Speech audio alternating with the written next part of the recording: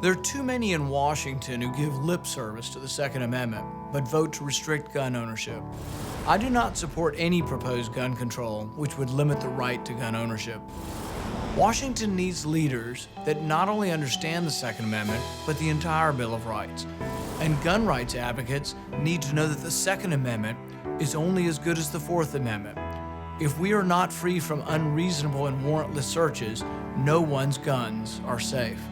I will always remain vigilant and fight against infringements on our Second Amendment rights. Joining me now to explain is none other than Kentucky Senator Rand Paul. Welcome to the program, Senator. Glad to be with you, Eric. All right, Senator, first, please, your reaction to President Obama's claims earlier today.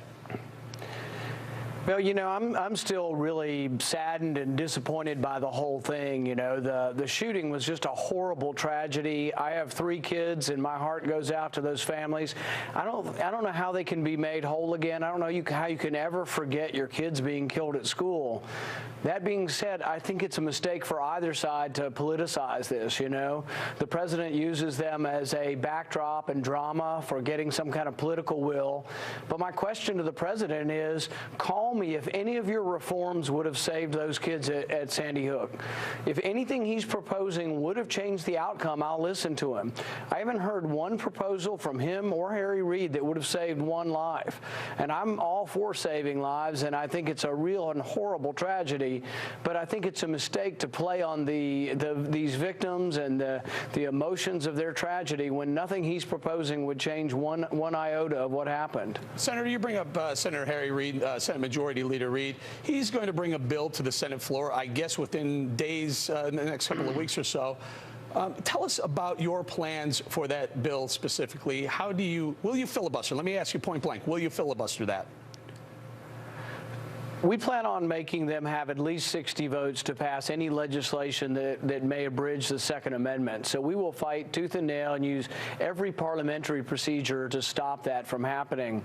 We have a lot of things on the books that the president says he wants to enhance. Many of these can be enhanced without any legislation. Background checks already do work. We already have rules that say mental health statistics need to come from the states into the data bank. Interestingly, some of the most pro-gun control states in our country are the ones not giving up their mental health information. So I think there's a lot of room where things could be improved, but unfortunately, still none of this would have changed the outcome. In fact, the only thing that would have changed the outcome, potentially changed the outcome, is something that so many people don't want to hear, and that's self-defense. That if someone there had a concealed carry, if someone had been armed, they might have had a fighting chance. They might not have saved everybody, but they might have been able to save some of those. Well, Senator, you sent a letter to Senate Majority Leader Harry Reid. If I could just pull up a line from that letter, you say, we will oppose the motion to proceed to any legislation that will serve as a vehicle for any additional gun restrictions. Sir, I just want to get this straight. Will you or will you not use the Senate floor and filibuster this bill before it goes to a vote?